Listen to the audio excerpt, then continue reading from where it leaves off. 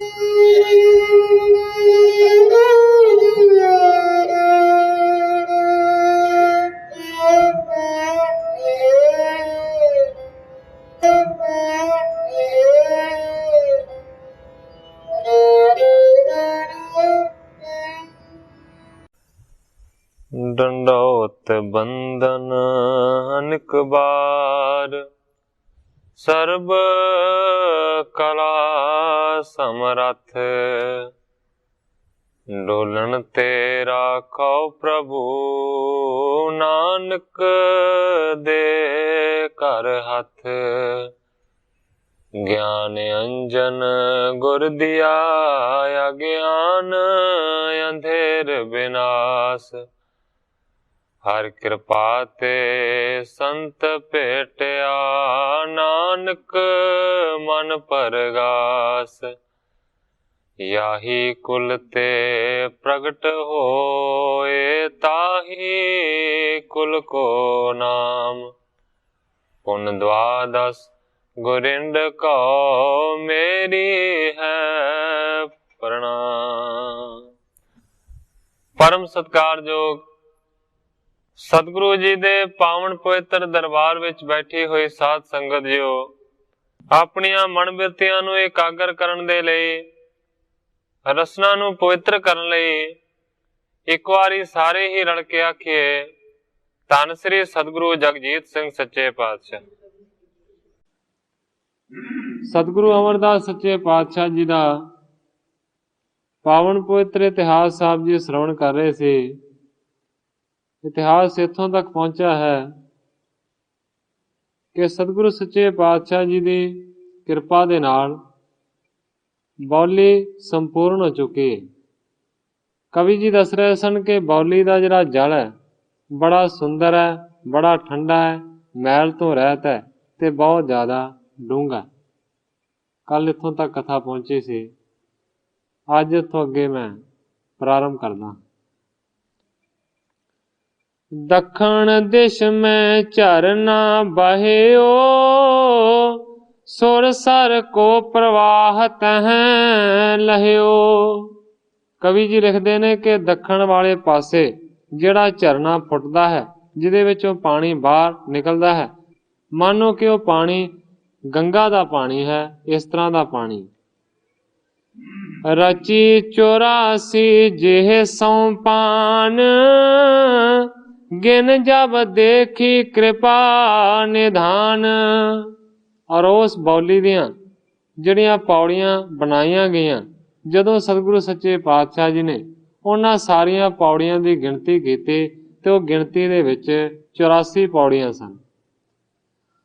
मुख ते बाक कयो तिस काल, जो सिख दरसै प्रेम बेसाल।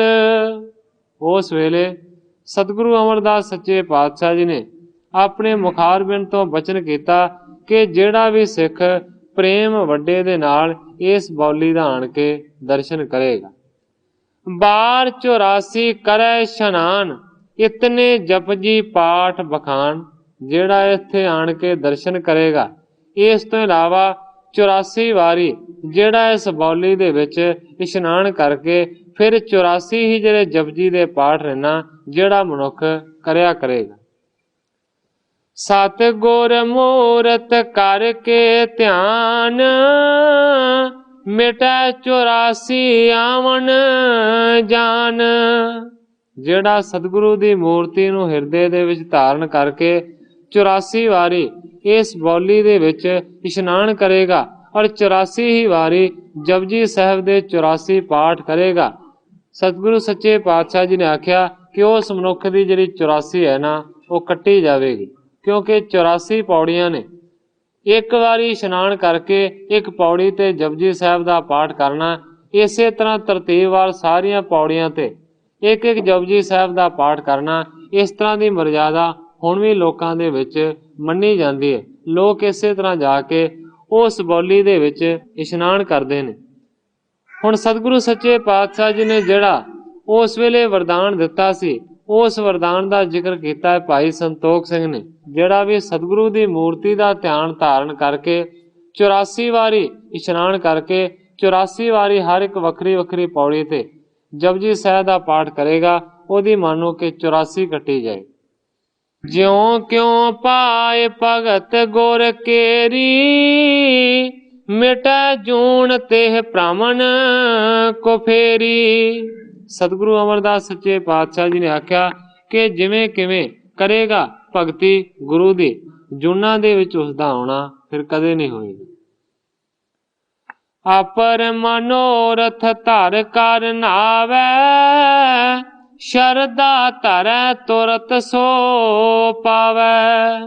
ਇਸ ਤੋਂ ਇਲਾਵਾ ਸਤਿਗੁਰਾਂ ਨੇ ਇਹ ਵੀ ਬਚਨ ਕੀਤਾ ਕਿ 84 ਦੇ ਗੇੜੇ ਤੋਂ ਬਗੈਰ ਜੇ ਕੋਈ ਹੋਰ ਵੀ ਮਨੁੱਖ ਕਿਸੇ ਹੋਰ ਤਰ੍ਹਾਂ ਦੀ ਕਾਮਨਾ ਨੂੰ ਧਾਰਨ ਕਰਕੇ ਨਾਵੇਗਾ, ਇਸ ਬੌਲੀ ਦੇ ਵਿੱਚ ਇਸ਼ਨਾਨ ਕਰੇਗਾ, ਸ਼ਰਧਾ ਨੂੰ ਧਾਰਨ ਕਰਕੇ, ਫਿਰ ਉਹਦੀ ਜਿਹੜੀ ਕਾਮਨਾ ਹੈ ਨਾ ਜ਼ਰੂਰ ਪੂਰੀ ਹੋਏਗੀ। ਅਨਕ ਅਗਨ ਕੋ ਨਾਸਨ ਹਾਰੀ, ਭਾਈ ਬਾਪ ਕਾ ਨਿਰਮਲ ਬਾਰੀ। ਗ੍ਰੰਥਾਕਾਰ ਭਾਈ ਸੰਤੋਖ ਸਿੰਘ ਜੀ ਲਿਖਦੇ ਨੇ, ਇਸ ਤਰੀਕੇ ਦੇ ਨਾਲ ਅਨੇਕਾਂ ਹੀ ਪਾਪਾਂ ਦੀ ਕੱਟਣ ਵਾਲੀ ਜਿਹੜੀ ਬੌਲੀ ਹੈ ਨਾ, ਜਿਹਦਾ ਪਾਣੀ ਬੜਾ ਪਵਿੱਤਰ ਹੈ, ਜਿਹਦਾ ਜਲ ਬੜਾ ਸਾਫ਼ ਹੈ, ਉਹ ਇਸ ਤਰੀਕੇ ਦੇ ਨਾਲ ਸਤਿਗੁਰੂ ਸੱਚੇ ਪਾਤਸ਼ਾਹ ਜੀ ਨੇ ਸੰਪੂਰਨ ਕੀਤੀ, ਉਸ ਨੂੰ ਬਣਾਇਆ। ਜਿਵੇਂ ਗੁਰੂ ਨੇ ਮਿਥੀ ਸੀ ਆਖਰ ਉਸ ਅਨੁਸਾਰ, ਬੜੇ ਹੀ ਸੋਹਣੇ ਢੰਗ ਦੀ ਬੌਲੀ ਹੋਈ ਤਿਆਰ। ਜੀਕਣ ਹੈਸਣ ਗੁਰੂ ਦੇ ਉਪਕਾਰੀ ਵਿਚਾਰ, ਤਿਵੇਂ ਬਣਾਈਆਂ ਪੌੜੀਆਂ 80 ਉੱਤੇ 4। ਪਾਠ 84 ਕਰੇ ਜੋ ਅੱਜ ਵੀ ਇੱਥੇ ਆਣ, ਉਸ ਤੇ ਹੁੰਦੀ ਮਿਹਰ ਹੈ ਹੋ ਜਾਂਦੀ ਕਲਿਆਣ। ਇਸ ਤਰੀਕੇ ਦੇ ਨਾਲ ਲਿਖਿਆ ਹੈ ਦਾਨ ਸਿੰਘ ਜੀ ਕੋਮਲ ਨੇ ਕਿ ਅੱਜ ਵੀ ਉੱਥੇ ਇਸ ਤਰ੍ਹਾਂ ਦੀ ਜਿਹੜੀ ਮਾਨਤਾ ਹੈ ਨਾ ਉਹ ਚੱਲਦੀ। ਗੁਰ ਸਿੱਖਣ ਹਰ ਖਾਵਣ ਵਾਰੀ, ਜਲ ਪੀਏ ਨਿਰਮਲ ਔਰ ਕਾਰੀ। ਇਹ ਜਿਹੜੀ ਬੌਲੀ ਹੈ ਗੋਇੰਦਵਾਲ ਸਾਹਿਬ ਦੇ ਵਿੱਚ ਕਵੀ ਜੀ ਲਿਖਦੇ ਨੇ ਕਿ ਸਿੱਖਾਂ ਨੂੰ ਖੁਸ਼ੀ ਦੇਣ ਵਾਲੀ ਹੈ। ਜਿਹੜਾ ਵੀ ਉਸ ਬੌਲੀ ਦੇ ਜਲ ਨੂੰ ਪੀਂਦਾ ਹੈ ਉਹਦਾ ਹਿਰਦਾ ਮੈਲ ਤੋਂ ਰਹਿਤ ਹੋ ਜਾਂਦਾ ਹੈ, ਭਾਵ ਕੇ ਹਿਰਦੇ ਨੂੰ ਸ਼ੁੱਧ ਕਰਦੀ।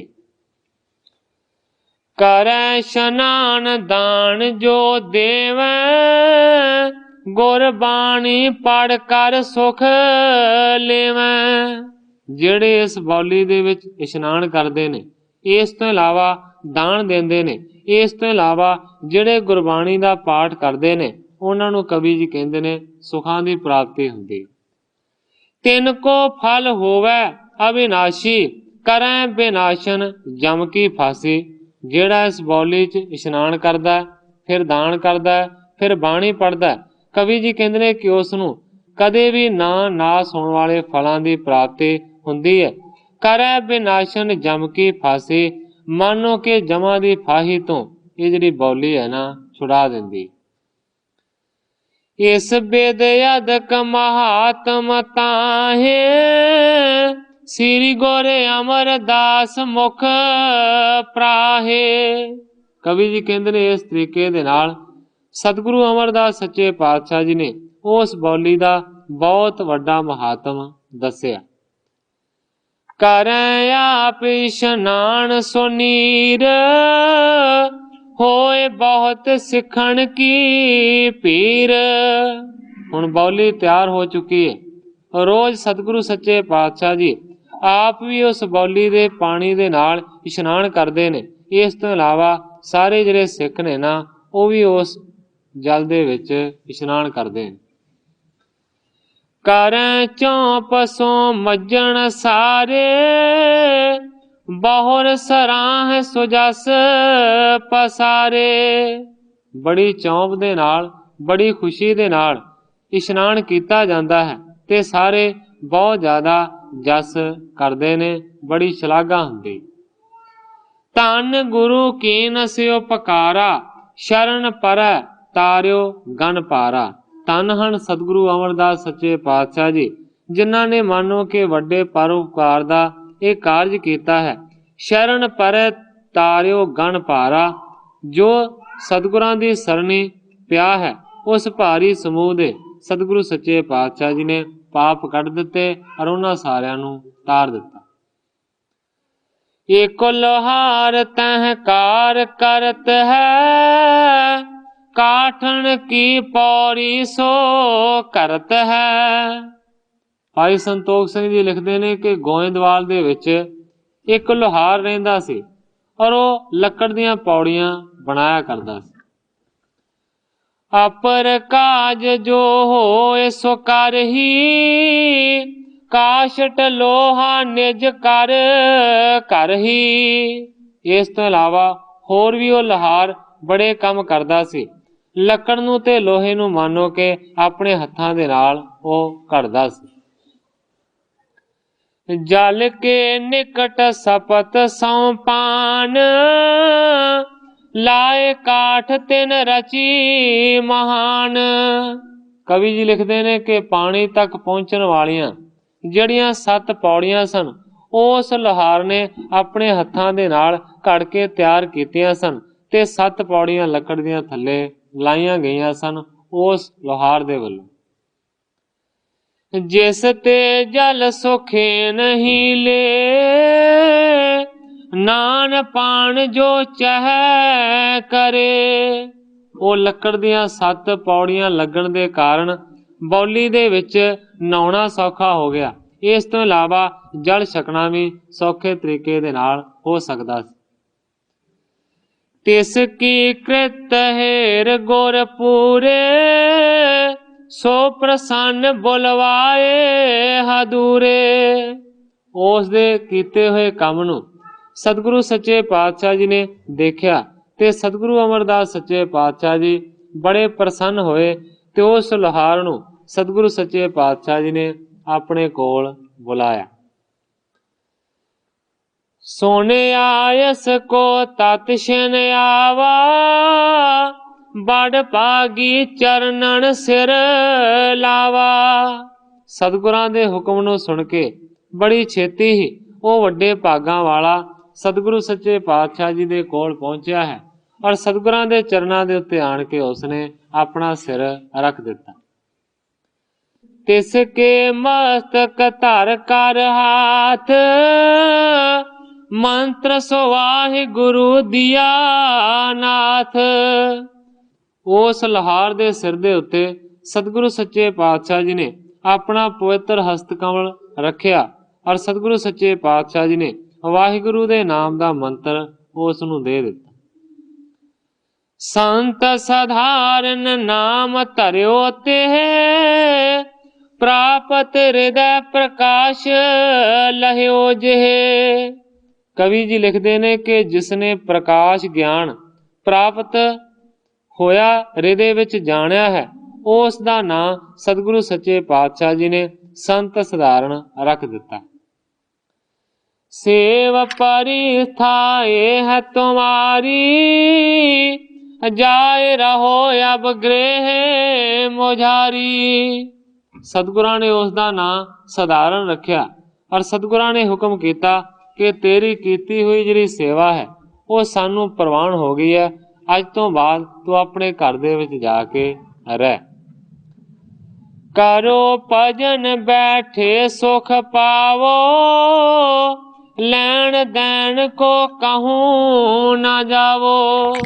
सतगुरां ने हुक्म किया है कि तू घर दे विच बैठ के ही भजन करया कर। जे भजन करेगा ते सुखां दी प्राप्ति होवेगी। लैण देन को कहूं ना जावो, कि तू लैण देन दे वास्ते तू कदे ना जा। होए निहाल गुर को बच माना, वाहिगुरु नित सिमरन ठाना। कवि जी लिखते ने कि निहाल होके उसने सतगुरु सच्चे पातशाह जी दे बचन नूं मन्निया, वाहिगुरु दे नाम दा जाप करन लगा। गृह निज गयो पयो सुखवासी, पायो आनंद बिलंद अनाशी। घर दे विच रहन लगा है, नाम दा जाप करन लगा है। नाम दा जाप करन दे नाल कवि जी कहंदे ने भयो सुखवासी, सुखां दे विच वसन वाला वो हो गया। पायो आनंद बिलंद अनाशी, ऐसे आनंद दी प्राप्ति हुई है जिहड़ा अनाशी है, ਜਿਹਦਾ ਕਦੇ ਵੀ ਨਾਸ ਨਹੀਂ ਹੁੰਦਾ। ਇਸ ਤੋਂ ਇਲਾਵਾ ਐਸੇ ਆਨੰਦ ਦੀ ਪ੍ਰਾਪਤੀ ਹੋਈ ਹੈ ਜਿਹੜਾ ਬਿਲੰਦ ਹੈ। ਬਿਲੰਦ ਕਹਿੰਦੇ ਨੇ ਬਹੁਤ ਵੱਡੇ ਨੂੰ, ਬਹੁਤ ਵੱਡੇ ਤੇ ਕਦੇ ਵੀ ਨਾਸ ਹੋਣ ਵਾਲੇ ਆਨੰਦ ਦੀ ਉਸ ਨੂੰ ਪ੍ਰਾਪਤੀ ਹੋਈ। ਹਿਤ ਗੰਗਾ ਇਸ਼ਨਾਨ ਕੇ ਸੰਗ ਚਲਿਓ ਬਹੁ ਜਾਤ, ਤਿਸੀ ਪੰਥ ਆਵਤ ਭਏ ਜਿਸ ਪੁਰ ਗੁਰੂ ਰਹਾਤ। ਗ੍ਰੰਥਾਕਾਰ ਭਾਈ ਸੰਤੋਖ ਸਿੰਘ ਜੀ ਲਿਖਦੇ ਨੇ ਕਿ ਗੰਗਾ ਦੇ ਇਸ਼ਨਾਨ ਕਰਨ ਦੇ ਵਾਸਤੇ ਜਿਹੜੇ ਯਾਤਰੀ ਬਹੁਤ ਸਾਰੇ ਸਨ, ਉਹ ਗੰਗਾ ਦੇ ਵੱਲ ਜਾ ਰਹੇ ਸਨ। ਰਸਤੇ ਦੇ ਵਿੱਚ ਗੋਇੰਦਵਾਲ ਨਗਰੀ ਆਉਂਦੀ ਹੈ। ਸਤਿਗੁਰੂ ਸੱਚੇ ਪਾਤਸ਼ਾਹ ਜੀ ਗੋਇੰਦਵਾਲ ਦੇ ਵਿੱਚ ਰਹਿੰਦੇ ਨੇ ਤੇ ਕਵੀ ਜੀ ਕਹਿੰਦੇ ਨੇ ਜਿਹੜੀ ਪੁਰੀ ਦੇ ਵਿੱਚ ਭਾਵ ਕੇ ਗੋਇੰਦਵਾਲ ਦੇ ਵਿੱਚ ਸਤਿਗੁਰੂ ਜੀ ਰਹਿੰਦੇ ਨੇ, ਉਹ ਜਿਹੜੇ ਗੰਗਾ ਦੇ ਯਾਤਰੂ ਸਨ ਉਹਨਾਂ ਨੇ ਵੀ ਉੱਥੇ ਆਣ ਕੇ ਡੇਰਾ ਲਾਇਆ। ਡੇਰਾ ਕੀਓ ਆਨ ਕੈ ਸੰਗ, ਜੋ ਮੱਜਣ ਕੋ ਗਮਨਤ ਗੰਗ। ਜਿਹੜੇ ਯਾਤਰੀ ਗੰਗਾ ਦੇ ਇਸ਼ਨਾਨ ਦੇ ਵਾਸਤੇ ਜਾ ਰਹੇ ਸਨ, ਉਹਨਾਂ ਸਾਰਿਆਂ ਨੇ ਗੋਇੰਦਵਾਲ ਦੇ ਵਿੱਚ ਡੇਰਾ ਕੀਤਾ। ਤਿਸ ਮੈਂ ਏਕ ਮੀਤ ਗੁਰ ਕੇਰਾ, ਪ੍ਰਥਮ ਬੈਸ ਕੋ ਹੋਤੋ ਬਡੇਰਾ। ਕਵੀ ਜੀ ਲਿਖਦੇ ਨੇ ਉਹਨਾਂ ਯਾਤਰੀਆਂ ਦੇ ਵਿੱਚ ਇੱਕ ਐਸਾ ਸੀ ਆਦਮੀ ਜਿਹੜਾ ਕਿ ਸਤਿਗੁਰੂ ਸੱਚੇ ਪਾਤਸ਼ਾਹ ਜੀ ਦਾ ਮਿੱਤਰ ਸੀ। ਪ੍ਰਥਮ ਬੈਸ ਕੋ ਹੋਤੋ ਬਡੇਰਾ ਭਾਵ ਕੇ ਵੱਡਾ ਮਿੱਤਰ ਸੀ ਪਹਿਲੀ ਉਮਰ ਦਾ, ਜਿਹੜਾ ਕਿ ਉਸ ਗੰਗਾ ਦੀ ਯਾਤਰਾ ਨੂੰ ਸੰਗ ਦੇ ਨਾਲ ਮਿਲ ਕੇ ਜਾ ਰਿਹਾ ਸੀ। ਸੋ ਮਿਲ ਬੇਹਤ ਗੁਰ ਟਿਗ ਆਇਓ, ਮਿਲ ਕਰ ਬੜ ਲਖ ਸੀਸ ਝੁਕਾਇਓ। ਉਹ ਜਿਹੜਾ ਸਤਿਗੁਰਾਂ ਦਾ ਮਿੱਤਰ ਸੀ, ਉਹ ਸਤਿਗੁਰੂ ਅਮਰਦਾਸ ਸੱਚੇ ਪਾਤਸ਼ਾਹ ਜੀ ਨੂੰ ਮਿਲਣ ਦੇ ਵਾਸਤੇ ਉਹਨਾਂ ਦੇ ਕੋਲ ਪਹੁੰਚਿਆ ਹੈ ਔਰ ਸਤਿਗੁਰੂ ਸੱਚੇ ਪਾਤਸ਼ਾਹ ਜੀ ਨੂੰ ਵੱਡਾ ਗੁਰੂ ਜਾਣ ਕੇ ਉਸ ਨੇ ਨਮਸਕਾਰ ਕੀਤੀ। ਬਾਪੀ ਪਰ ਬੈਠੇ ਤਿਸ ਕਾਲ, ਕੁਸ਼ਲ ਪ੍ਰਸ਼ਨ ਕਰਕੇ ਹਿਤ ਨਾਲ। ਜਦੋਂ ਉਹ ਸਤਿਗੁਰਾਂ ਦਾ ਮਿੱਤਰ ਸਤਿਗੁਰਾਂ ਨੂੰ ਮਿਲਣ ਦੇ ਵਾਸਤੇ ਗਿਆ, ਕਵੀ ਜੀ ਕਹਿੰਦੇ ਨੇ ਕਿ ਸਤਿਗੁਰੂ ਅਮਰਦਾਸ ਸੱਚੇ ਪਾਤਸ਼ਾਹ ਜੀ ਬੌਲੀ ਦੇ ਕਿਨਾਰੇ ਦੇ ਉੱਤੇ ਬੈਠੇ ਹੋਏ ਸਨ। ਸਤਿਗੁਰੂ ਸੱਚੇ ਪਾਤਸ਼ਾਹ ਜੀ ਨੇ ਉਸ ਨੂੰ ਸੁੱਖ ਸਾਂਦ ਦੀ ਖਬਰ ਪੁੱਛੀ। ਸਤਿਗੁਰਾਂ ਨੇ ਪੁੱਛਿਆ ਕਿੱਧਰ ਜਾ ਰਹੇ ਹੋ? ਉਸ ਨੇ ਆਖਿਆ ਜੀ ਗੰਗਾ ਦੇ ਇਸ਼ਨਾਨ ਦੇ ਵਾਸਤੇ ਜਾ ਰਹੇ ਹਾਂ, ਬਹੁਤ ਸਾਰੇ ਯਾਤਰੂ ਮੇਰੇ ਨਾਲ ਨੇ। ਸਾਧੂ ਤੋ ਤਿਸੈ ਸਮਝਾਇਓ, ਚਲ ਬੇ ਪੰਥ ਕਸ਼ਟ ਕਿਉਂ ਪਾਇਓ। ਹੁਣ ਗ੍ਰੰਥਾਕਾਰ ਭਾਈ ਸੰਤੋਖ ਸਿੰਘ ਜੀ ਲਿਖਦੇ ਨੇ ਕਿ ਸਾਧੂ ਸੁਭਾਅ ਦਾ ਆਦਮੀ ਸੀ, ਕਹਿਣ ਤੋਂ ਭਾਵ ਹੈ ਕਿ ਭਲਾ ਪੁਰਸ਼ ਸੀ। ਸਤਿਗੁਰੂ ਸੱਚੇ ਪਾਤਸ਼ਾਹ ਜੀ ਨੇ ਉਸ ਨੂੰ ਆਪਣੇ ਮਿੱਤਰ ਨੂੰ ਸਮਝਾਇਆ, ਚੱਲ ਬੇ ਪੰਥ ਕਸ਼ਟ ਕਿਉਂ ਪਾਇਓ।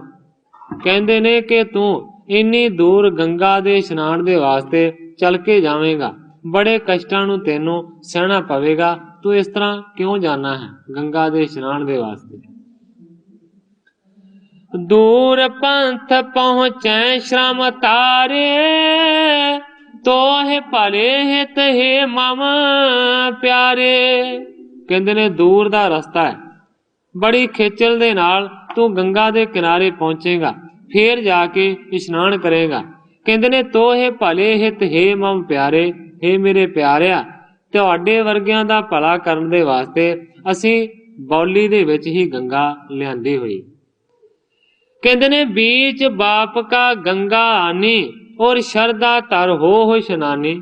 ਸਤਿਗੁਰੂ ਸੱਚੇ ਪਾਤਸ਼ਾਹ ਜੀ ਕਹਿੰਦੇ ਨੇ ਇੰਨੀ ਦੂਰ ਜਾਵੇਂਗਾ, ਰਸਤਾ ਤੈਅ ਕਰੇਗਾ, ਥਕਾਵਟ ਨੂੰ ਝੱਲੇਗਾ, ਦੁੱਖਾਂ ਦੀ ਪ੍ਰਾਪਤੀ ਝੱਲੇਗਾ, ਤੇ ਕਹਿੰਦੇ ਨੇ ਤੈਨੂੰ ਉੱਥੇ ਜਾਣ ਦੀ ਕੀ ਲੋੜ ਹੈ। ਤੇਰੇ ਵਾਸਤੇ ਤੇ ਦੇਖ ਇਹ ਬੌਲੀ ਰਚੀ ਹੋਈ ਹੈ, ਇਸ ਬੌਲੀ ਦਾ ਜਿਹੜਾ ਜਲ ਹੈ ਉਹ ਵੀ ਗੰਗਾ ਦਾ ਜਲ ਹੈ। ਸ਼ਰਧਾ ਦੇ ਨਾਲ ਇਸ ਬੌਲੀ ਦੇ ਵਿੱਚ ਇਸ਼ਨਾਨ ਕਰ। ਨਹੀਂ ਸ਼ੰਕਾ ਕਿਮ ਮਨ ਮੈਂ ਜਾਨੋ, ਜਾਣ ਸੁਰਸਰੀ ਮੱਜਣ ਠਾਨੋ। ਸਤਿਗੁਰੂ ਅਮਰਦਾਸ ਸੱਚੇ ਪਾਤਸ਼ਾਹ ਜੀ ਨੇ ਉਸ ਆਪਣੇ ਮਿੱਤਰ ਨੂੰ ਆਖਿਆ ਕਿ ਕਿਸੇ ਵੀ ਪ੍ਰਕਾਰ ਦੀ ਸ਼ੰਕਾ ਨੂੰ ਧਾਰਨ ਨਾ ਕਰ, मन दे विच कोई भी विचार ना लिया। कहंदे ने कि पानी जान के गंगा दा इस बौली दे विच तू इशनान कर। फल जो चाहो निसंशय पावो, पुन घर गमनो हर गुण गावो। गुरु जी कहंदे ने जेड़े भी फल दी चाह करेगा, इस गल दे विच शंका नहीं है कि वह फल तेनू मिल जाएगा। सतगुरु सच्चे पातशाह जी कहंदे ने इत्थों ही इशनान करके तू अपने घर नू वापस परत जा ते परमेश्वर दे गुणां दा गान कर। तेनू गंगा ते जाण दी की लोड़ है। बाक गुरु को मान शनाना, किमें सुर सर शंका ठाना। ग्रंथाकार भाई संतोख सिंह जी लिखते ने सतगुरां दे मित्र ने सतगुरां दे बचन नू ते मन लिया, बौली दे विच इशनान भी कर लिया, पर मन दे विच ये शंका बरकरार रहा कि बौली दा पानी गंगा दा पानी किवें हो सकदा है, इत्थे गंगा दा पानी किस तरह पहुंच सकदा है। इशनान कर लिया बौली दे विच, पर मन दे विच शंका बनिया रहा किवें है सुरसर, ये भाव गंगा दा पानी किवें हो सकदा। बाहोर बैठ कर केतक काला, बेनती कीनस है प्रभु दयाला।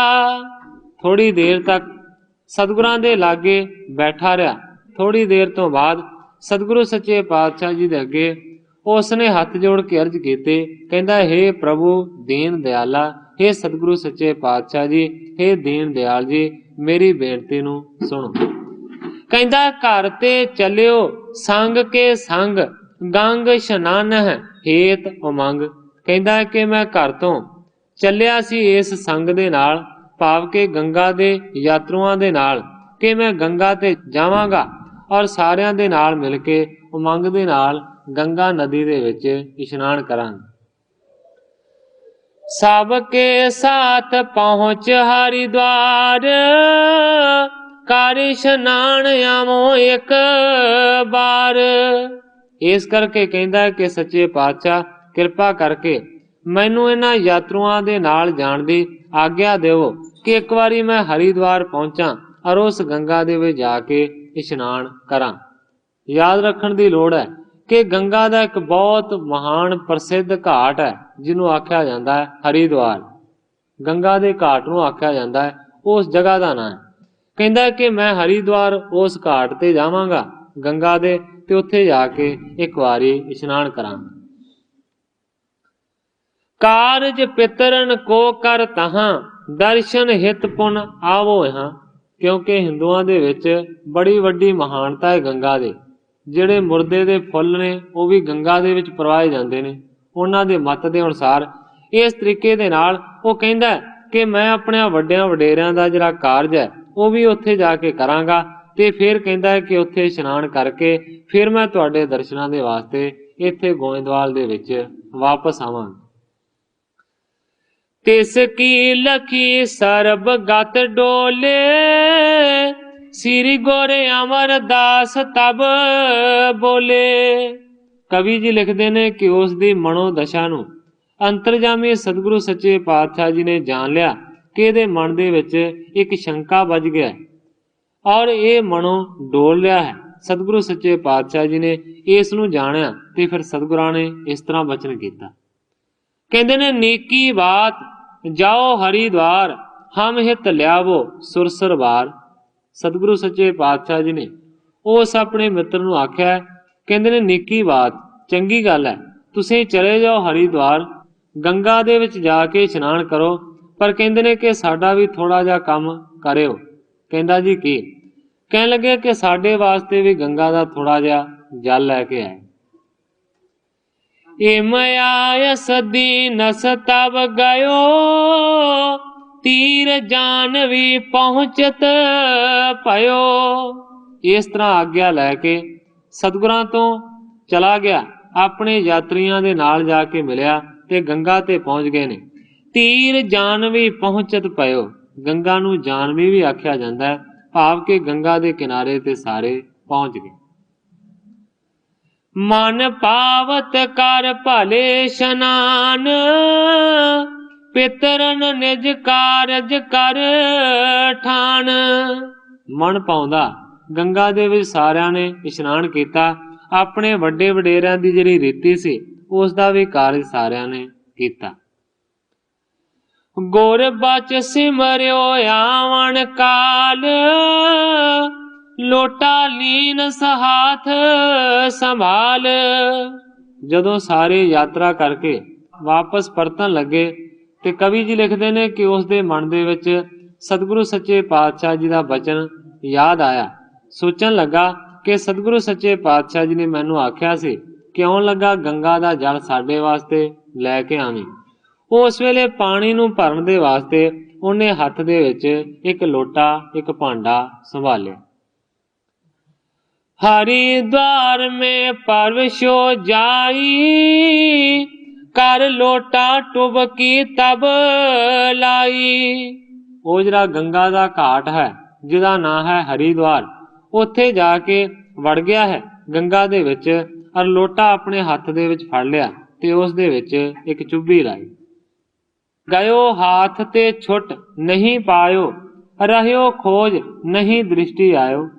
ਪਰ ਉਸੇ ਵੇਲੇ ਉਸ ਦੇ ਹੱਥ ਦੇ ਵਿੱਚ ਫੜਿਆ ਹੋਇਆ ਜਿਹੜਾ ਲੋਟਾ ਸੀ ਉਹ ਡਿੱਗ ਪਿਆ। ਬੜਾ ਉਹਨੇ ਫੜਨ ਦਾ ਯਤਨ ਕੀਤਾ ਪਰ ਉਸ ਦੇ ਹੱਥ ਨਹੀਂ ਲੱਗਾ। ਲੋਟਾ ਗਵਾਚ ਗਿਆ ਪਾਣੀ ਦੇ ਵਿੱਚ, ਉਹਦੇ ਨਜ਼ਰੀ ਨਹੀਂ ਆਇਆ। ਸਰਬ ਸੰਗ ਕੇ ਨਰ ਚੱਲ ਪਰੇ, ਪਾਏ ਨਹੀਂ ਲੋਟਾ ਬਹੁ ਫਿਰੇ। ਇੰਨੇ ਚਿਰ ਨੂੰ ਨਾਲ ਦੇ ਜਿਹੜੇ ਯਾਤਰੀ ਸਨ ਉਹ ਤੁਰਨ ਦੇ ਵਾਸਤੇ ਕਾਹਲੇ ਪੈ ਗਏ। ਇਹ ਕਹਿੰਦਾ ਮੇਰਾ ਲੋਟਾ ਗਵਾਚ ਗਿਆ। ਉਹ ਕਹਿੰਦੇ ਨੇ ਫੇਰ ਕੀ ਫਰਕ ਪੈਂਦਾ, ਇੱਕ ਲੋਟਾ ਗਵਾਚ ਗਿਆ, ਛੱਡ ਲੋਟੇ ਦਾ ਖਹਿੜਾ, ਸਾਰਾ ਸਾਥ ਚੱਲ ਰਿਹਾ, ਤੂੰ ਸਾਡੇ ਨਾਲ ਚੱਲ ਪੈ। ਉਸੇ ਵੇਲੇ ਉਹਨੇ ਲੱਭਣ ਦਾ ਬੜਾ ਯਤਨ ਕੀਤਾ ਪਰ ਨਾ ਲੱਭਾ ਤੇ ਫਿਰ ਯਾਤਰੀਆਂ ਦੇ ਨਾਲ ਮਿਲ ਕੇ ਤੁਰ ਪਿਆ। ਮਿਲ ਕੇ ਸੰਗ ਸੰਗ ਹਟ ਪਰਿਓ, ਸੁਰਸਰ ਬਾਰ ਨਾ ਲਿਆਉਣ ਕਰਿਓ। ਗ੍ਰੰਥਾਕਾਰ ਭਾਈ ਸੰਤੋਖ ਸਿੰਘ ਜੀ ਲਿਖਦੇ ਨੇ ਕਿ ਉਸ ਸੰਗ ਦੇ ਨਾਲ, ਉਸ ਸਾਥ ਦੇ ਨਾਲ ਮਿਲ ਕੇ ਉਹ ਵਾਪਸ ਤੁਰ ਪਿਆ। ਸੁਰਸਰੀ ਦਾ ਭਾਵ ਕੇ ਗੰਗਾ ਦਾ ਪਾਣੀ ਨਾ ਲਿਆਂਦਾ। ਕ੍ਰਮ ਕ੍ਰਮ ਪੰਥ ਉਲੰਘਿਓ ਸਾਰੇ, ਆਏ ਨਿਕਟ ਸਤਿਗੁਰੂ ਨਿਹਾਰੇ। ਹੌਲੀ ਹੌਲੀ ਰਸਤਿਆਂ ਨੂੰ ਤੈਅ ਕਰਦੇ ਹੋਏ, ਮੰਜ਼ਲਾਂ ਪੜਾਵਾਂ ਨੂੰ ਕਰਦੇ ਹੋਏ ਸਾਰੇ ਦੇ ਸਾਰੇ ਸਤਿਗੁਰੂ ਸੱਚੇ ਪਾਤਸ਼ਾਹ ਜੀ ਦੇ ਕੋਲ ਪਹੁੰਚ ਗਏ ਨੇ, ਭਾਵ ਕੇ ਗੋਇੰਦਵਾਲ ਵਾਪਸ ਆ ਗਏ।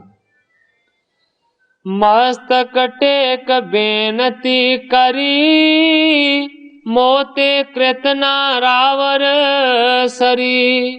ਉਸ ਨੇ ਆਣ ਕੇ ਸਤਿਗੁਰੂ ਅਮਰਦਾਸ ਸੱਚੇ ਪਾਤਸ਼ਾਹ ਜੀ ਨੂੰ ਮੱਥਾ ਟੇਕਿਆ ਤੇ ਕਹਿਣ ਲੱਗਾ, ਸੱਚੇ ਪਾਤਸ਼ਾਹ ਤੁਸੀਂ ਜਿਹੜੀ ਮੈਨੂੰ ਸੇਵਾ ਆਖੀ ਸੀ ਨਾ ਸੱਚੇ ਪਾਤਸ਼ਾਹ, ਮੈਂ ਉਹ ਸੇਵਾ ਕਰ ਨਹੀਂ ਸਕਿਆ। ਸੁਰਸਰ ਜਲ ਤੁਮਨੇ ਮੰਗਵਾਇਵ, ਮੈਂ ਛੂਛੋ ਤਿਸ ਤੇ ਹਟ ਆਇਵ। ਕਹਿਣ ਲੱਗਾ ਸੱਚੇ ਪਾਤਸ਼ਾਹ ਤੁਸੀਂ ਗੰਗਾ ਦਾ ਜਲ ਮੇਰੇ ਤੋਂ ਮੰਗਵਾਇਆ ਸੀ, ਪਰ ਸੱਚੇ ਪਾਤਸ਼ਾਹ ਮੈਂ ਗੰਗਾ ਦਾ ਜਲ ਲਿਆ ਨਹੀਂ ਸਕਿਆ, ਮੈਂ ਉੱਥੇ ਪਹੁੰਚ ਕੇ ਵੀ ਖਾਲੀ ਹੱਥੀਂ ਆ ਗਿਆ। ਲੋਟਾ ਲੈ ਪਹੁੰਚਿਓ ਹਰਿਦੁਆਰ, ਭਰਨ ਲੱਗਿਓ ਤਿਸ ਮੈਂ ਜਬ ਬਾਰ। ਕਹਿੰਦਾ ਕਿ ਤੁਹਾਡੇ ਕਹੇ ਹੋਏ ਬਚਨ ਨੂੰ ਮੈਂ ਯਾਦ ਕੀਤਾ, ਆਪਣੇ ਹੱਥ ਦੇ ਵਿੱਚ ਇੱਕ ਲੋਟਾ ਫੜਿਆ, ਇੱਕ ਭਾਂਡਾ ਫੜਿਆ, ਤੇ ਜਦੋਂ ਮੈਂ ਹਰਿਦੁਆਰ ਵਾਲੇ ਉਸ ਗੰਗਾ ਦੇ ਕਿਨਾਰੇ ਦੇ ਵਿੱਚ ਜਦੋਂ ਗੰਗਾ ਦੇ ਵਿੱਚ ਪ੍ਰਵੇਸ਼ ਕੀਤਾ, ਕਹਿੰਦਾ ਛੁੱਟਿਓ ਹਾਥ ਤੇ ਬਹਿ ਕਰ ਗਇਓ, ਖੋਜ ਰਹਿਓ ਨਹੀਂ ਪ੍ਰਾਪਤ ਪਾਇਓ। ਪਾਣੀ ਭਰਨ ਲੱਗਾ ਪਰ ਮੇਰੇ ਹੱਥ ਦੇ ਵਿੱਚੋਂ ਉਹ ਲੋਟਾ ਡਿੱਗ ਪਿਆ। ਮੈਂ ਬਹੁਤ ਜ਼ਿਆਦਾ ਭਾਲਣ ਦੀ ਲੱਭਣ ਦੀ ਕੋਸ਼ਿਸ਼ ਕੀਤੀ ਪਰ ਮੈਨੂੰ ਉਹ ਲੋਟਾ ਵਾਪਸ ਨਹੀਂ ਮਿਲਿਆ। परम को पाग अपन मैं जाना, चलत संग के संग पयाना।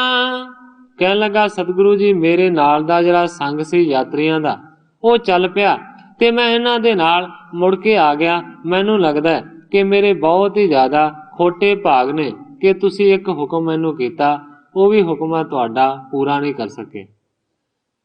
ਸੁਣ ਸਤਿਗੁਰ ਨੇ ਬਾਕ ਕਯੋ ਤੇ, ਚਿੰਤਾ ਕਰੋ ਨਹੀਂ ਔਰ ਮਹਿ। ਸਤਿਗੁਰੂ ਸੱਚੇ ਪਾਤਸ਼ਾਹ ਜੀ ਨੇ ਉਸ ਦੀਆਂ ਗੱਲਾਂ ਨੂੰ ਸੁਣਿਆ ਤੇ ਸਤਿਗੁਰੂ ਸੱਚੇ ਪਾਤਸ਼ਾਹ ਜੀ ਕਹਿੰਦੇ ਨੇ ਕੋਈ ਗੱਲ ਨਹੀਂ, ਚਿੰਤਾ ਕਰੋ ਨਹੀਂ ਔਰ ਮੈਂ, ਤੁਸੀਂ ਰਤਾ ਵੀ ਕਿਸੇ ਪ੍ਰਕਾਰ ਦੇ ਮਨ ਦੇ ਵਿੱਚ ਚਿੰਤਾ ਨਾ ਕਰੋ। ਕਹਿੰਦੇ ਨੇ ਲੋਟਾ ਪਹੁੰਚੋ ਨਿਕਟ ਹਮਾਰੇ, ਲਿਆਏ ਬੇਗ ਤੇ ਗੰਗਾ ਤਾਰੇ। ਕਹਿੰਦੇ ਨੇ ਤੇਰਾ ਜਿਹੜਾ ਗਵਾਚਾ ਹੋਇਆ ਲੋਟਾ ਹੈ ਨਾ, ਉਹ ਕਿਧਰੇ ਗਵਾਚਾ ਨਹੀਂ ਹੈ। ਤੂੰ ਕਹਿਣਾ ਹੈ ਕਿ ਗੰਗਾ ਦੇ ਪਾਣੀ ਦੇ ਪ੍ਰਵਾਹ ਦੇ ਨਾਲ ਉਹ ਰੁੜ ਗਿਆ। ਗੰਗਾ ਦੇ ਪ੍ਰਵਾਹ ਦੇ ਨਾਲ ਰਿੜਦਾ ਰਿੜਦਾ ਸੱਚੇ ਪਾਤਸ਼ਾਹ ਜੀ ਕਹਿੰਦੇ ਨੇ ਇੱਥੇ ਆ ਗਿਆ। ਗੰਗਾ ਦੀ ਧਾਰ ਨੇ ਆਪਣੇ ਨਾਲ ਵੇਗ ਦੇ ਨਾਲ ਉਹਨੂੰ ਇੱਥੇ ਲੈ ਆਂਦਾ। ਸਤਿਗੁਰਾਂ ਨੇ ਜਦੋਂ ਇਸ ਤਰ੍ਹਾਂ ਦਾ ਵਚਨ ਕੀਤਾ, ਬਹੁਤ ਜ਼ਿਆਦਾ ਹੈਰਾਨ ਹੋਇਆ। ਨਹੀਂ ਪ੍ਰਤੀਤ ਜੇ ਤੋਵ ਔਰ ਮਾਹੀ, बीच बाप का देखो ताही।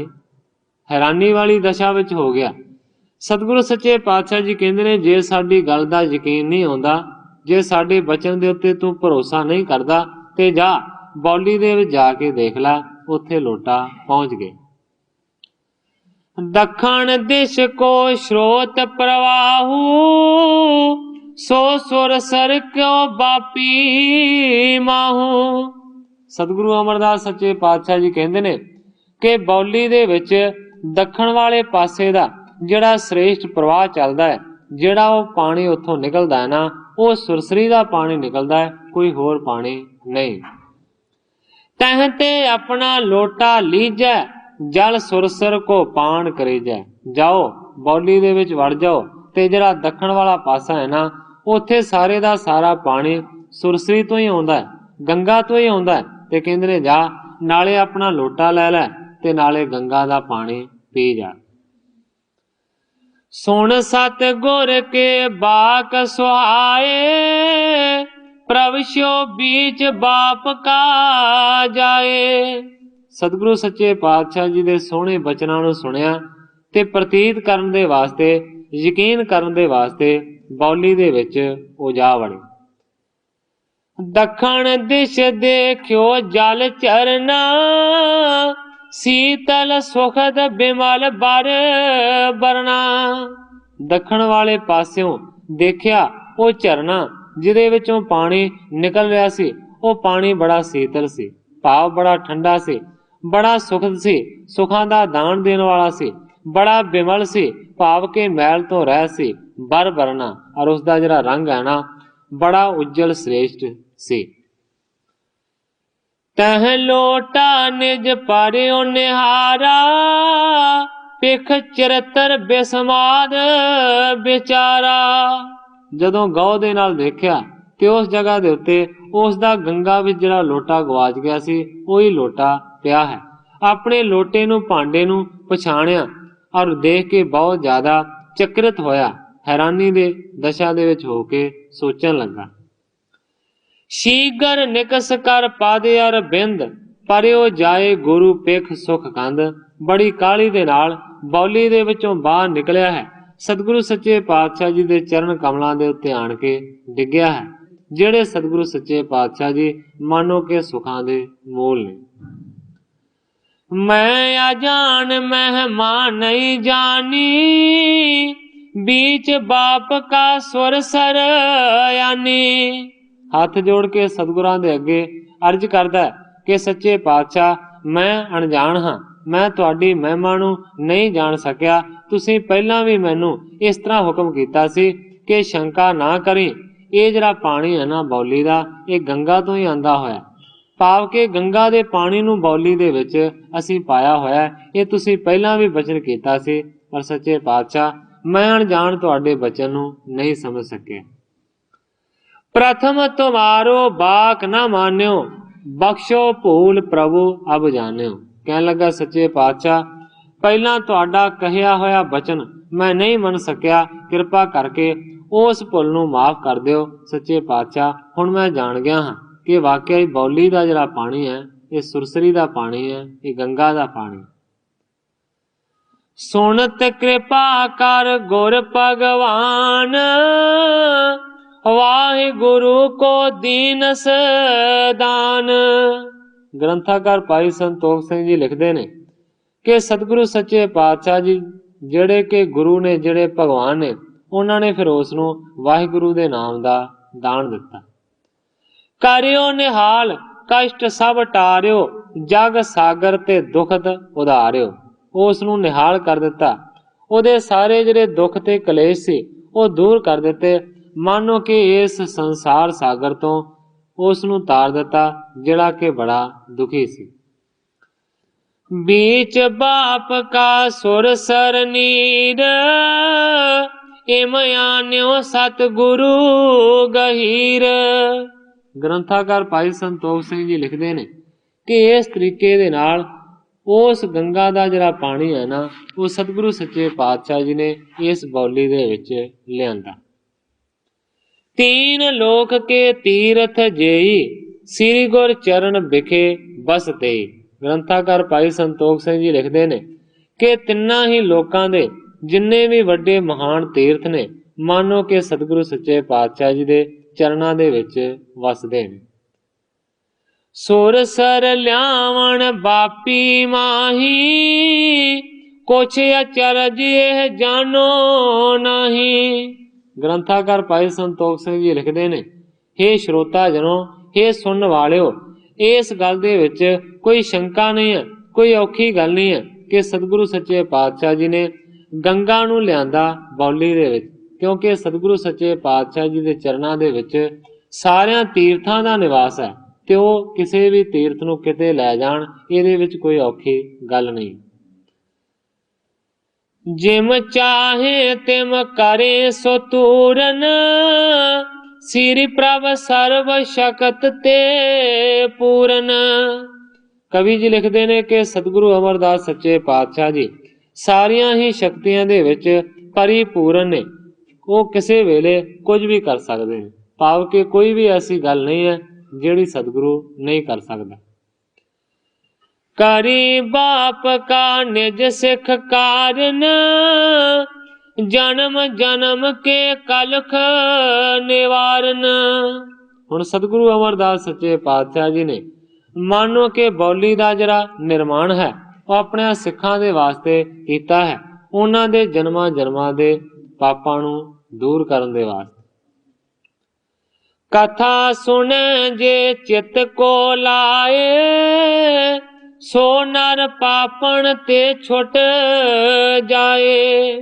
ग्रंथाकार भाई संतोख सिंह जी लिखते हैं कि जिहड़ा भी हित चित ला के इस कथा नूं सुनदा है, ਉਹ ਜਿਹੜਾ ਮਨੁੱਖ ਹੈ ਨਾ, ਉਹ ਪਾਪਾਂ ਤੋਂ ਛੁੱਟ ਜਾਂਦਾ।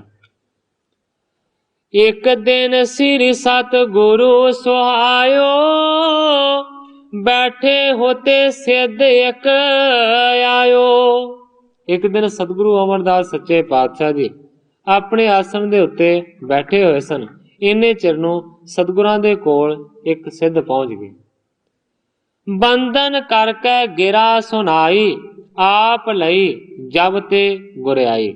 ਉਹ ਜਿਹੜਾ ਸਿੱਧ ਸਤਿਗੁਰਾਂ ਦੇ ਕੋਲ ਪਹੁੰਚਿਆ ਹੈ, ਉਸਨੇ ਨਮਸਕਾਰ ਕੀਤੀ ਹੈ ਔਰ ਸਤਿਗੁਰੂ ਸੱਚੇ ਪਾਤਸ਼ਾਹ ਜੀ ਨੂੰ ਹੱਥ ਜੋੜ ਕੇ ਬੇਨਤੀ ਕਰਦਾ ਹੈ ਕਿ ਸੱਚੇ ਪਾਤਸ਼ਾਹ ਆਪ ਲਈ ਜਬ ਤੇ ਗੁਰਿਆਈ, ਜਦੋਂ ਦੇ ਤੁਸੀਂ ਗੁਰਿਆਈ ਗੱਦੀ ਤੇ ਸੁਸ਼ੋਭਤ ਹੋਏ ਹੋ। ਤਬ ਤੇ ਮੈਂ ਸ਼ਰਧਾ ਔਰ ਧਾਰੀ, ਦਰਸ਼ਨ ਚੈਤ ਰਹਿਓ ਹਿਤਕਾਰੀ। ਜਦੋਂ ਦੇ ਤੁਸੀਂ ਗੁਰਿਆਈ ਗੱਦੀ ਤੇ ਬੈਠੇ ਹੋ, ਉਦੋਂ ਦਾ ਕਹਿੰਦਾ ਕਿ ਮੈਂ ਤੁਹਾਡੇ ਤੇ ਸ਼ਰਧਾ ਧਾਰਨ ਕੀਤੀ ਹੋਈ ਹੈ। ਮੇਰਾ ਚਿੱਤ ਬਹੁਤ ਕਰਦਾ ਸੀ ਕਿ ਮੈਂ ਤੁਹਾਡਾ ਦਰਸ਼ਨ ਕਰਾਂ।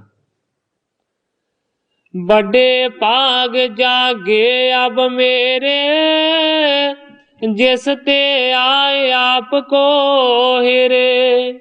ਉਹ ਜੋਗੀ ਕਹਿੰਦਾ ਕਿ ਮੇਰੇ ਬਹੁਤ ਵੱਡੇ ਭਾਗ ਅੱਜ ਜਾਗੇ ਨੇ ਕਿ ਅੱਜ ਮੈਂ ਆਪ ਜੀ ਦਾ ਪਵਿੱਤਰ ਦਰਸ਼ਨ ਆਣ ਕੇ ਕੀਤਾ।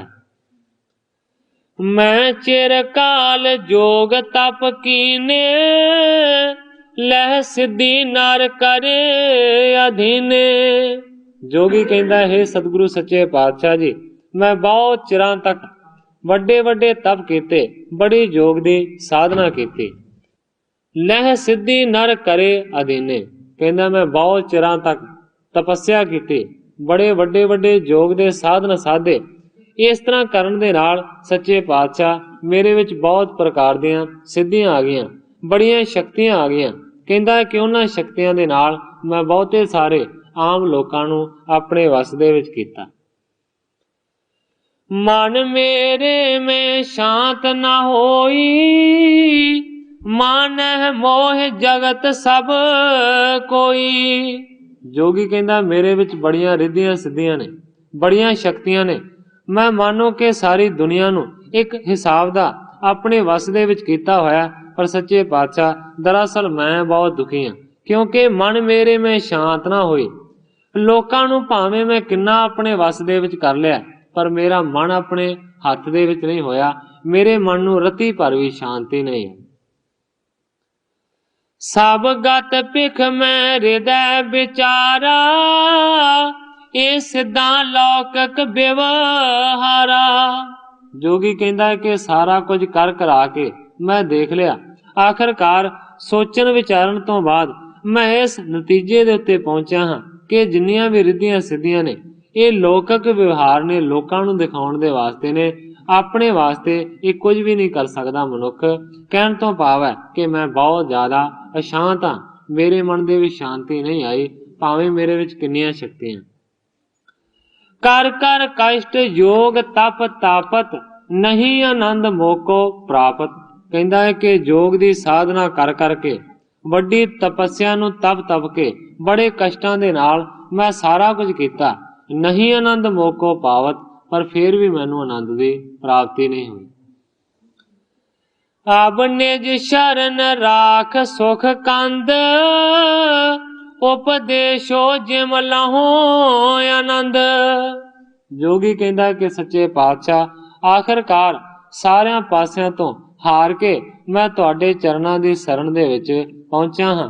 हे सुखां दे मूल, किरपा करके अपने चरणां दे विच मैनू निवास बख्शो और किरपा करके ऐसा उपदेश दिओ कि जिस उपदेश दा धारनी बन के मैं परम आनंद नूं मान सकां। चिरंकाल की आशा मेरी, पूरन की जय कृपा बड़ेरी। कहंदा है कि बहुत चिर तो मेरे मन दे विच ऐसी आशा है कि मैनू पूर्ण आनंद दी प्राप्ति होवे।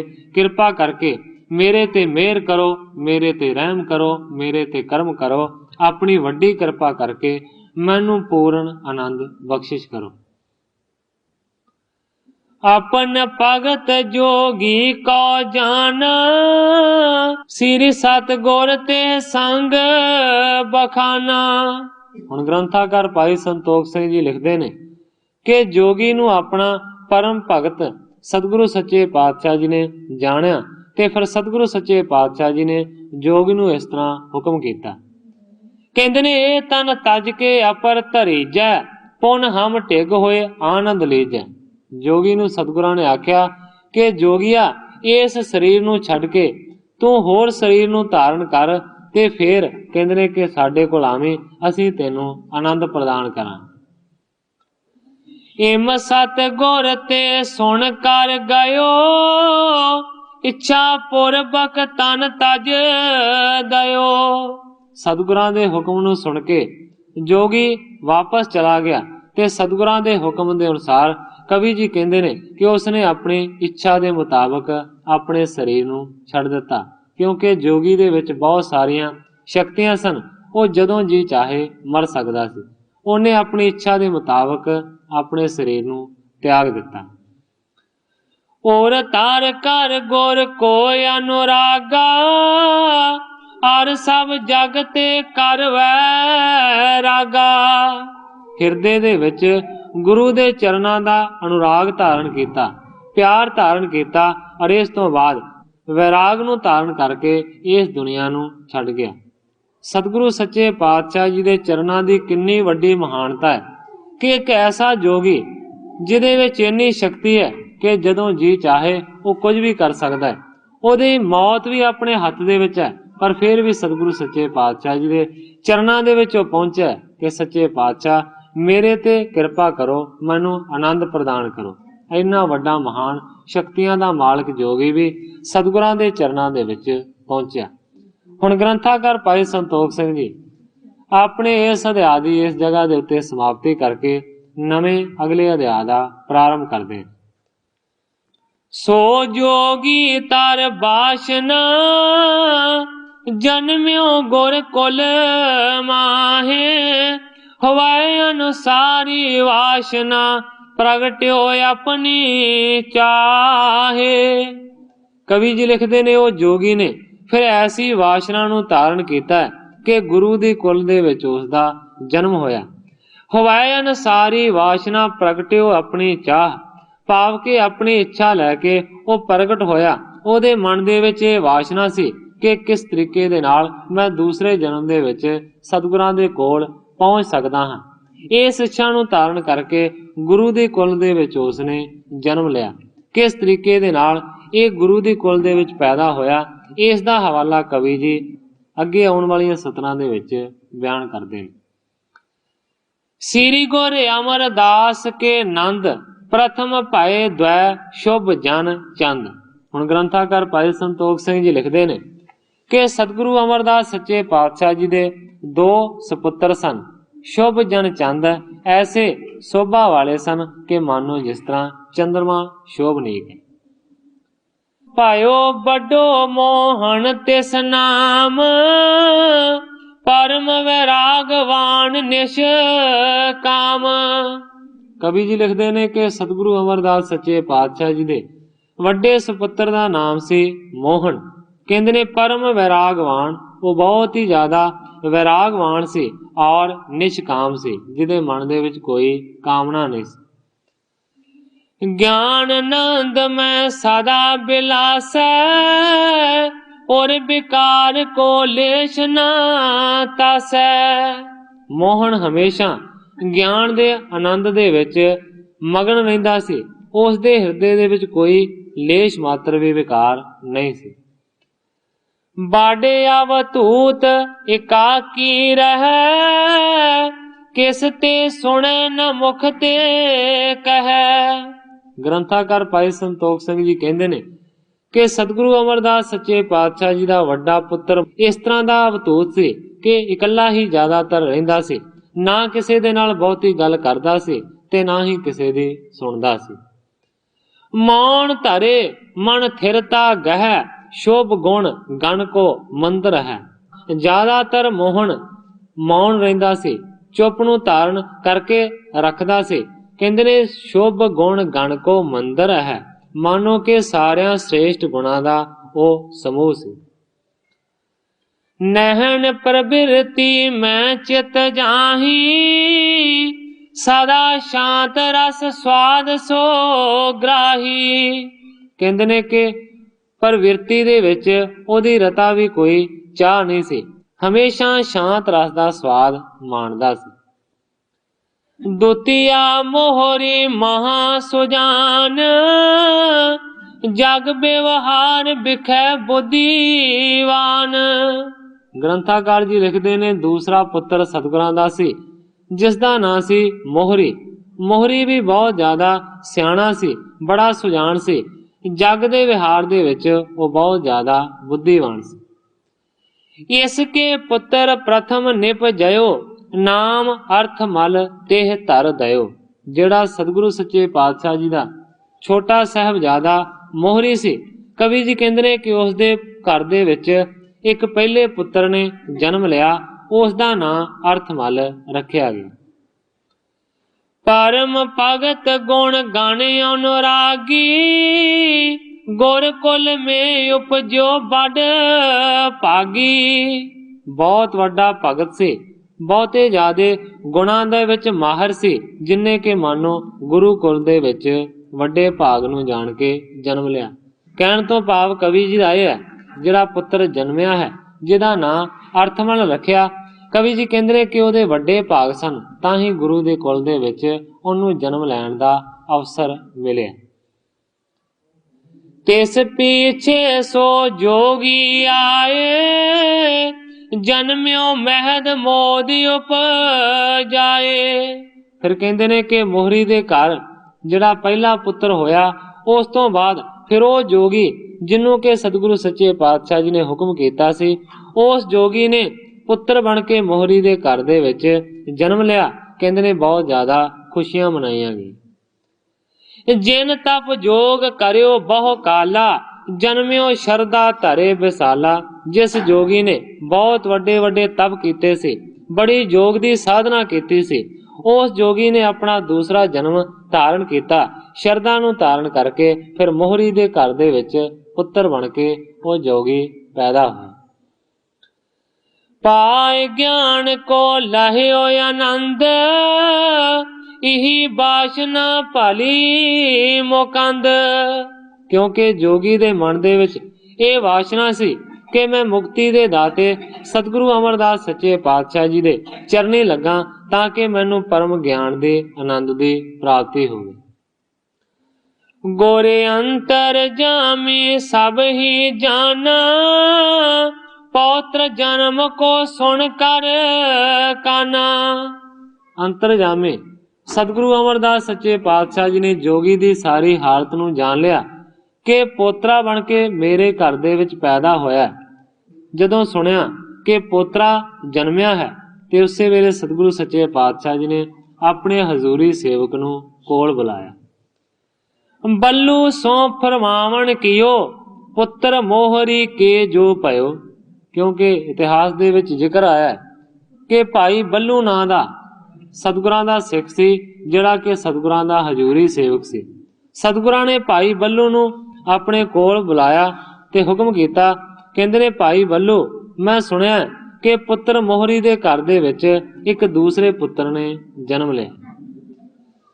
तिस को आनो निकट हमारे, जन्म्यो जो आनंद अछ तारे। सतगुरु जी कहंदे ने जाओ उस पुत्र नूं साडे कोल लैके आओ, जिहड़ा कि मानो आनंद दी इच्छा नूं धारण करके साडी कुल दे विच पैदा होया। सो इन्नियां ही अर्जां करदा होया मैं इत्थे ही सारी साध संगत तो खिमा दा विच। हे अच्युत हे पार ब्रह्म अविनाशी अगनास, हे पूरन हे सर्ब मैं दुख पंजन गुणतास। हे संगी हे निरंकार, हे निर्गुण सब टेक। हे गोविंद हे गुण निधान, जाके सदा विवेक। हे अपरंपर हर हरे, है पी होवनहार। हे संता कै सदा संग निधारा आधार। हे ठाकुर हो दास रो, मैं निर्गुण गुण नहीं कोय। नानक दीजै नाम दान, राखो हिय परोय। याही कुल ते प्रगट होय, ताही कुल को नाम। पुन द्वादश गोरिंड को मेरी है प्रणाम।